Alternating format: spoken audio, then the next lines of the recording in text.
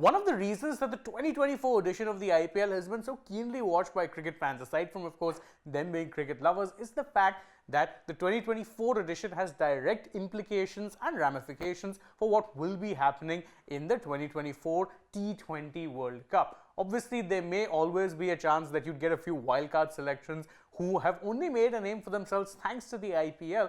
However, what we're now getting to hear from certain credible news reports is that the changes may be running a little deeper than you think, and if the reports are to be believed, because again, it is worth stressing that as of now, no squad has quite been announced yet, well, then it may actually seem like a case of India and the selectors going back to the old guard and, let's say, sticking with what worked best for them, but not necessarily what works best for the modern day format of T20 cricket as a whole. Why do I say that? Well, because there's speculation over two major spots in the team. One is for the spot of the second wicketkeeper batsman. The first, who that is, I'm sure you can hazard a guess, but we'll get to that in just a bit. And there's also some speculation as to who might be the sixth bowling option. So it is a very interesting time really to be a part of this entire thing, and obviously there's always going to be some new reports that come out, but let's quickly take a look and decode what exactly it is there in this. And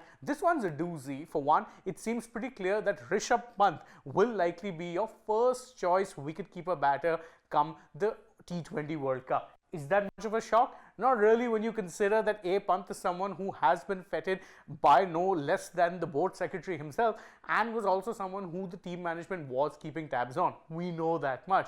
However, the second choice many believed would most likely be a Sanju Samson, but now this news report in the Press Trust of India, or PTI for short, is saying that it is down to Sanju Samson and KL Rahul. I have no idea where it is that KL Rahul features in this, but get this, it seems like Rahul is slightly ahead, according to that report, of a Sanju Samson, which means you very well could be going with the wicketkeeper batter choices of A. Rishabh Pant and B. KL Rahul, which is a baffling decision to say the least, because again, where is the logic? Pant and Samson are still middle order batters who may very well be batting either in the middle or lower middle order.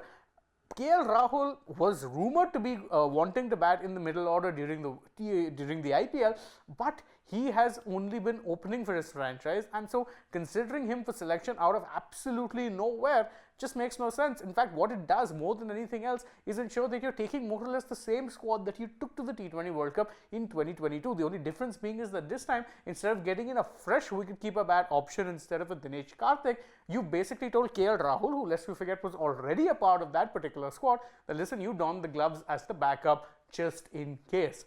It is very weird thinking, let's say, to say the least, and it does show a classic case of just reverting to type and ensuring that no tough calls are made. And once again, how tough a pill must be to swallow potentially for a Sanju Samson if it were to happen. He's been performing out of his skin with the Rajasthan Royals, both as a keeper, batter, as well as their captain.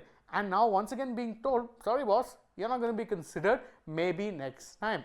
It is very, very unfortunate. But this isn't the only area or the only squad area that has a little bit of, let's say, variables. The other, as I mentioned, is that of the sixth bowler spot. Now, in case you're wondering why it is they're saying sixth bowler, it is because 5 of those bowlers are pretty much written into the side. So, the 5 bowlers are, of course, there's Jasprit Bumrah, there's Mohammad Siraj, there is a Kuldeep Yadav, there's a Ravindra Jadeja, and there's an Arshdeep Singh. Those 5 are guaranteed to be going to the T20 World Cup, but there is a little bit of a dilemma over who the sixth option could be, and they're all very different options because the battle is believed to be a three-way between Avesh Khan, Akshar Patel and Ravi Bishnoi. That's again, as I said, 3 very different bowlers. Now let's go over each of these individually, because again, it's worth noting that as things stand, neither is ahead of the other in the race. They're just the 3 players who are in consideration. If you go with Avesh, it means you're going with no backup spinner at all, and that Kuldeep and Jadeja will be starting every game for sure.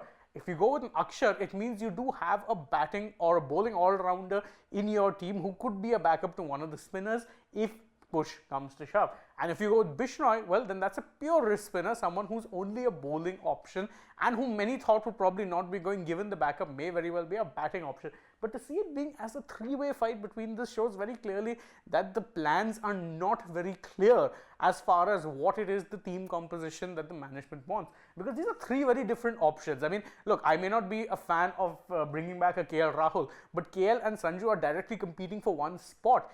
Avesh, a pacer, Akshar, an all-rounder, and Bishnoi, a bowler, are three very different roles in some ways. So you've got a pacer, a spinner, and an all-rounder who bowls a bit of spin.